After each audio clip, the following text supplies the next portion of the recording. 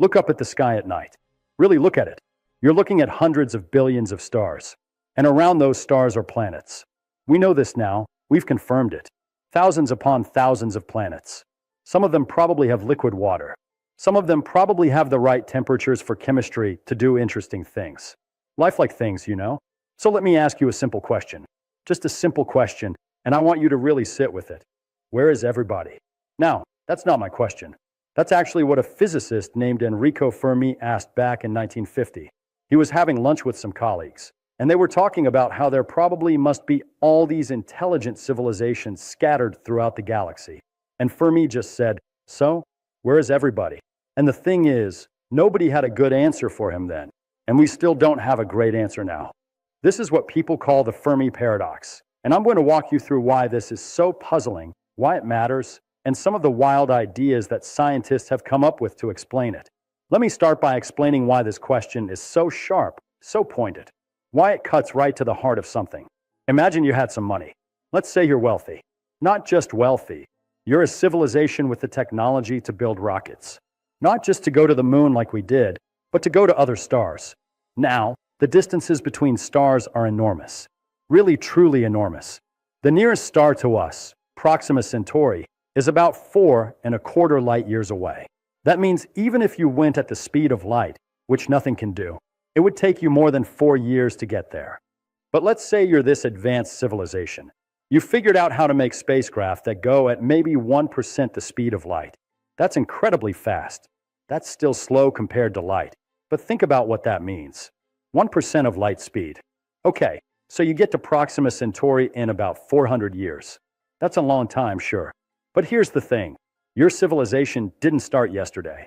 Your civilization has been going for thousands, hundreds of thousands, maybe millions of years. And here's where it gets interesting. Once you colonize Proxima Centauri, you're not done. You send more missions. Those colonies send out their own missions. Each colony spawns daughter colonies. It's like a wave spreading out through the galaxy. Now, Fermi did the math on this, and it's actually not that complicated. He realized that even with our level of technology, even with the rockets we have now, you could theoretically colonize the entire galaxy in a few million years. A few million years. That sounds like a long time, but the galaxy is over 10 billion years old. 10 billion. So we're talking about using maybe 1/4% of the available time to settle the entire galaxy from one corner to the other. In fact, some people think it's even easier than that. They say you don't even need living creatures to do it. You could send self-replicating robots. Robots that land on a planet, build more robots, and send them to other planets. You just need the first one to get started. Then it's just a chain reaction. Exponential growth. It would take even less time that way. So the question becomes unavoidable. If this is true, if it's actually quite feasible to colonize the galaxy given enough time, and if intelligent life is probably common in the universe, then where are they? Why haven't they shown up here? We've been broadcasting radio signals for about 100 years now. Our signals have reached about 100 light years into space. In that sphere of space, there are billions of stars. We haven't heard anything. Nothing. No radio signals, no alien spacecraft, no messages on the side of asteroids. Nothing. It's this eerie silence. Scientists even have a name for it. They call it the Great Silence. Now, some people think this is depressing. I think it's fascinating because it means something is wrong with our reasoning. Something doesn't add up. And when something doesn't add up, when there's a puzzle, that's where the interesting science happens. So let's talk about some of the explanations that scientists have come up with.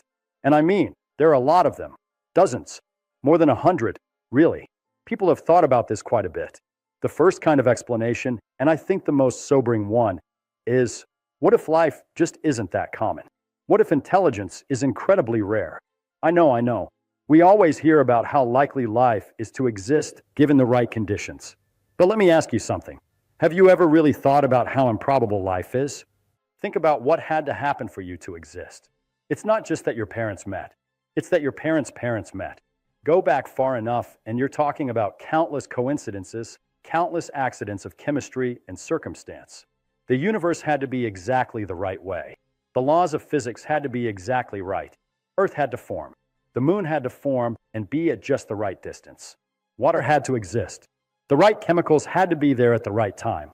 Single-celled life had to emerge. And then, and this is the really hard part, you had to get from single cells to complex life. That took billions of years on Earth. Billions. Now, there's something called the Great Filter. It's an idea that somewhere between simple chemistry and advanced civilization-building beings, there's a massive roadblock. A filter that stops evolution in its tracks. Maybe that filter is the origin of life itself. We don't actually understand how life started. We have theories, but we don't know. Maybe life is so phenomenally unlikely that it almost never happens. Or maybe the filter is in the jump from single-celled organisms to multicellular ones. That took a very long time on Earth. Or, and here's where it gets scary, maybe the filter is ahead of us. Because here's the thing that's been nagging at me. If intelligent life does emerge, if beings like us do develop technology and science and the ability to leave their home planet, well, there's no guarantee they stick around. Look at us. We're this clever species, right? We figured out how to build cities. We figured out agriculture. We figured out medicine. We figured out the atom. But we also figured out how to split that atom and make it explode. We've built enough nuclear weapons to make our planet uninhabitable multiple times over. We're messing with our climate. We've created artificial intelligence, and we don't fully understand what we're doing. Every advance we make, every new technology, comes with new ways we could destroy ourselves. Some scientists wonder if this is universal. If every intelligent species that reaches a certain level of technology faces the same problem. Does the technology that lets you build cities also let you build weapons? Does the intelligence that lets you understand the universe also fill you with the same tribal instincts and aggressive impulses that might have been useful when you were hunter-gatherers, but are absolutely lethal when you have nuclear weapons? So maybe, and I want to be careful here, I'm not saying this is what's happening, but maybe advanced civilizations tend to be short-lived. They burn bright, and then they burn out. That's one explanation. That's pretty dark, but let me give you some lighter ones. Here's another idea that some scientists take seriously. What if aliens are actually here? What if they've been here and we just don't recognize them? Now, I'm not talking about flying saucers over New York, okay? But think about it. The universe is vast. The distances are incomprehensible. We've had radio for about 100 years. We've had telescopes for about 400 years.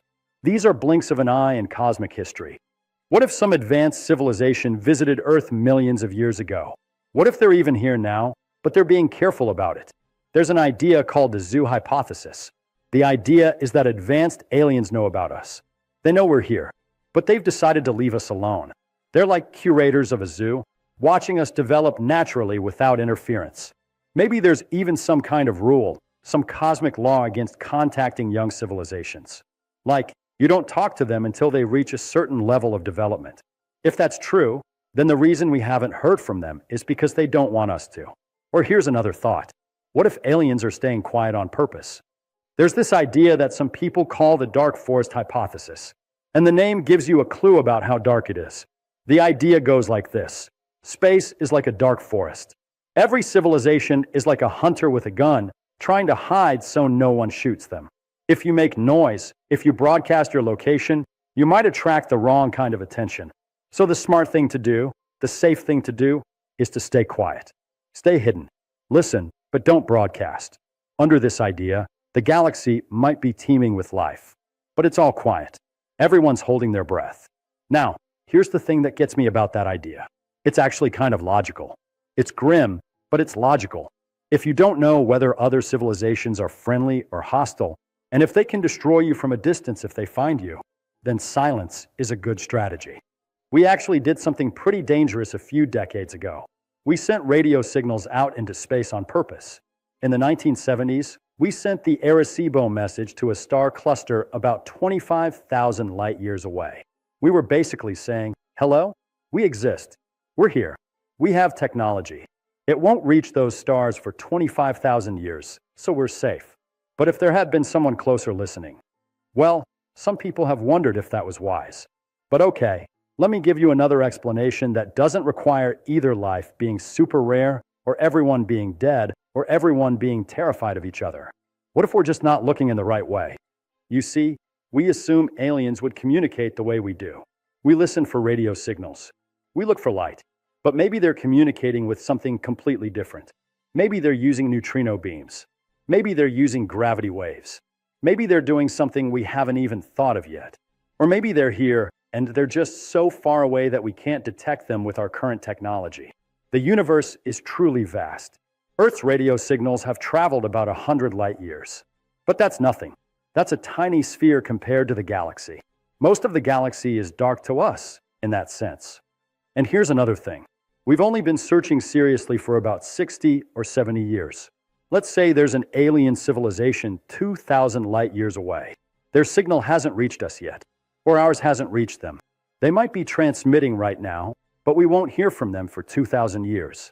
We're like two ships passing in the night, but the night is so dark and so vast that we can't see each other. Some scientists actually think this is quite plausible. They think intelligent life is probably fairly common, but civilizations are so spread out, and the universe is so old, and we only overlap with a tiny slice of all the civilizations that have ever existed, that we're essentially isolated. We're alone on any timescale that matters to us. But let me circle back to something that I find really important to think about carefully. We don't actually know how common intelligent life is. When I say that, I want you to really feel the weight of that statement. We don't know. We have one example. One, us. That's it. Some scientists have tried to estimate how common intelligent life might be using something called the Drake equation. Frank Drake came up with this in the 1960s. The idea is that you multiply together a bunch of probabilities. What's the probability that a star has planets? Okay, we know that's pretty high now. What's the probability that one of those planets is in the habitable zone? Pretty reasonable. What's the probability that life arises on a habitable planet? Well, we don't know. We have one data point. We have one example of life arising on a habitable planet, and that example is Earth. We don't know if that's common or incredibly rare. And then you have to estimate things like, what fraction of life-bearing planets actually develop intelligent life? Again, we have one example, us. So when people use the Drake equation to estimate how many intelligent civilizations there are in the galaxy, they're really just plugging in numbers and guessing. Some people plug in big numbers and conclude there should be millions of intelligent civilizations. Other people plug in small numbers and conclude we might be alone. And without more data, without finding life anywhere else, we can't really know which is right. That's actually kind of humbling. But I think the most interesting part of this whole puzzle is what it makes us think about our own future. Because if the Fermi paradox is real, if it's really true that we don't see evidence of advanced civilizations everywhere, then one of these explanations must be correct. Either life is incredibly rare, or advanced civilizations don't tend to spread through space, or they don't tend to last very long, or they're hiding, or we're looking wrong. Let me focus on the one about civilizations not lasting long, because I think that's worth really thinking hard about. If we're a typical intelligent species, and if we follow the path that other intelligent species follow, then what does that tell us about the future? It suggests that intelligence plus technology equals self-destruction eventually. It suggests that there's something about the way intelligent minds work, about the way ambitious species behave, that leads to their undoing. Again, we have one example. Us. We went from figuring out how to farm to building nuclear weapons in 10,000 years. 10,000 years. For billions of years before we came along, no creature on this planet could modify the environment on a planetary scale. Then we came along and we can. And we're still working out the implications of that. We're still fighting wars. We're still tribal. We're still afraid of outsiders. Now, I'm not trying to depress you here. I'm really not. I'm just trying to point out that there's a puzzle, and the puzzle might be telling us something important.